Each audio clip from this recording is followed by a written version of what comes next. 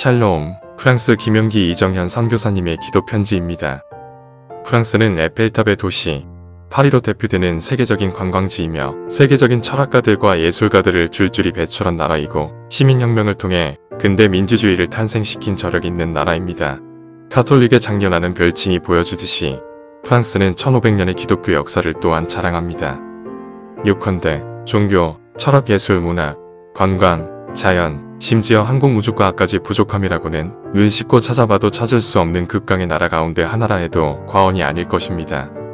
그러나 하나님 나라를 사는 우리에게는 사뭇 놀랄만한 기록을 가진 나라입니다.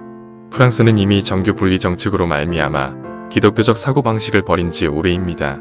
2018년 기준 32%의 로마 가톨릭 신자가 있었지만 매주 미사를 참여하는 인구는 10%밖에 되지 않습니다. 18에서 30세 미만의 신자는 겨우 3%에 불과합니다. 오히려 무슬림 인구가 꾸준히 증가세를 보이고 있고 2016년 기준 572만 명으로 프랑스 인구의 8.8%가 무슬림입니다. 북아프리카에서 올라온 무슬림들은 대부분 도시를 중심으로 생활하기 때문에 파리, 리옹, 마르세유, 툴루즈 등의 대도시에서는 본토 프랑스인보다 무슬림 젊은이들이 더 눈에 띄는 것이 사실입니다. 과거 에베소나 빌립보와 같은 소아시아의 교회가 지금은 모두 자취를 감추고 무슬림의 나라가 된 것처럼 프랑스의 아름다운 성당도 몇 안 되는 개신교들도 역사의 뒤안길로 사라질 것이 불보듯 뻔합니다. 그렇다고 우리가 강 건너 불구경하듯이 비극을 관망해서는 안 됩니다. 교회의 추락은 하나님이 기뻐하시는 일이 아닐 뿐 아니라 이 모습이 기실 한국 교회의 모습이기도 하기 때문입니다. 선교는 꺼져가는 복음의 불씨를 살리는 유일한 방도입니다. 선교할 때 성도는 다양한 방식으로 선교에 동원됩니다. 기도의 자리를 지키게 되고 여러 종류의 후원을 통해 자신을 하나님께 더욱 적극적으로 드릴 수 있게 됩니다. 예배에 더욱 적극적이며 실천적이게 되고 생활 가운데 그리스도의 빛으로 더욱 빛나게 됩니다. 결국 선교는 교회 안팎으로 신령한 생활을 지속시키는 영적 기폭제여 하나님 나라의 확장 방식이라 할 수 있습니다. 저는 2011년에 프랑스의 초임 선교사로 파송을 받아 그 현실을 똑똑히 마주하였습니다. 과연 프랑스는 찬란한 역사의 뿌리로 말미암아 푸르르지만 하나님의 시선 속에는 여전히 죽음의 땅, 광야입니다. 오죽하면 선교사의 무덤이라는 오명을 갖게 되었을까요?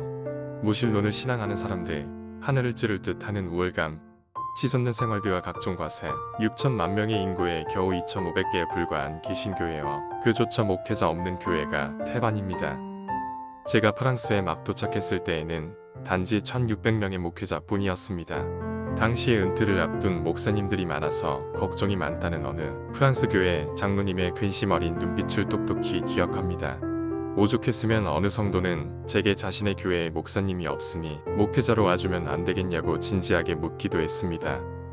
약 13만 명의 목회자 수를 자랑하는 한국 교회에 비할 바는 아니지만 그 가운데 0.01%의 목사님만이라도 소명을 받아 프랑스어권 선교사로 섬겨주시면 참 좋겠다라는 기분 좋은 상상을 해봅니다. 아시아의 변방에서 온 키 작은 전도자가 광야와 같은 땅 프랑스에서 복음을 전하는 것은 결코 녹록지 않았습니다. 특히 자연스럽지 못한 프랑스어는 관계에 있어서 치명적인 결점입니다. 자국어의 자부심이 하늘을 찌르는 프랑스에서는 더욱 그렇습니다.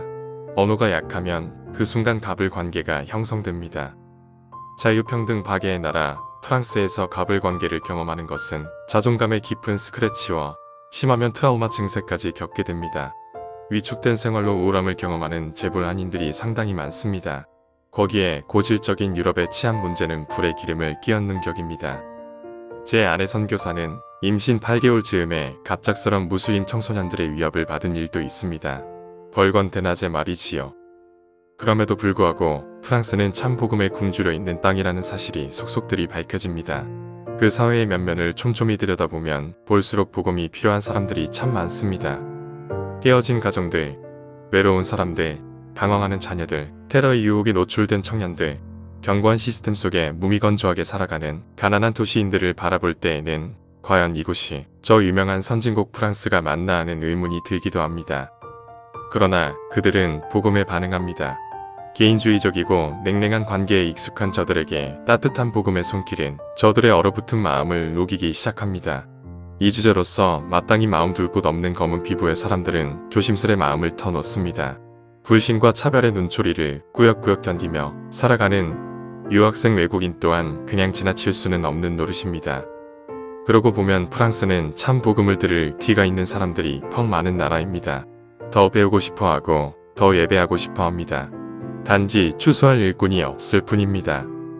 그렇다면 그곳에 필요한 것은 무엇일까요? 최우선적 필요는 무엇보다도 교회입니다. 진리의 기둥과 터여 그리스도의 몸된 교회, 그리스도를 충만히 경험할 수 있는 생명의 샘이여 그리스도의 수족이 되어 섬길 교회가 광야와 같은 프랑스의 뿌리 깊이 심겨져야 합니다. 세속화된 공교육 가운데 믿음을 잃어가는 자녀들과 캠퍼스를 위해 섬겨줄 주의 일꾼이 필요합니다. 한 사람의 목회자가 없어서 나와 같이 무력한 자조차 도와달라 요청하는 자들에게 생명의 복음 들고 달려올 주의 종이 필요합니다. 유럽의 문명에 개방화된 무슬림들을 위해 사역할 선교사가 필요합니다. 모로코, 튀니지, 알제리, 세네갈 등에서 올라온 470만 명의 무슬림들을 섬길 사명자가 필요합니다. 현지 교회와 연합하여 사역할 수 있는 겸손하고 지혜로운 사역자가 필요합니다. 이것을 위해서는 우리 가운데 더 이상 관광지 프랑스가 아니라 선교지 프랑스로 인식의 대전환이 일어나야 할 것입니다. 그리하여 프랑스뿐만 아니라 프랑스어권 아프리카까지도 품고 기도하며 동역할 주의 군사들이 분연히 일어나길 기대합니다. 세속화에 더하여 코로나19로 선교의 혈관이 경색되어가는 이 시대, 선교의 계절이 다시 한번 돌아오기를 주께 요청합니다. 원하는 자는 누구나 마음껏 선교할 수 없는 선교 불능 시대가 도래하기 전에 마지막 선교의 몸부림에 자신을 던질 그가 바로 여러분이 되시기를 바랍니다.